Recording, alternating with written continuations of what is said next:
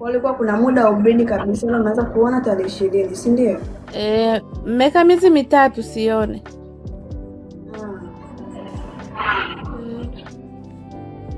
Sawa. Hivi message za oxygen nilikujibu kweli? Sina kumbukumbu vizuri mama kama nilikujibu. Mnivalisha kofia, thank you.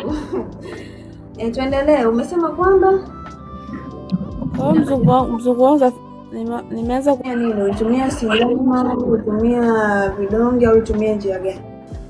Nilitumia vidonge. Nilitumia vidonge vile vikanikataa kasi bidi. Na miezi mitatu ndo nimeanza kuona tarehe 20.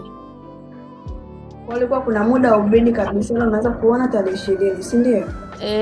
Mmeka miezi mitatu sione.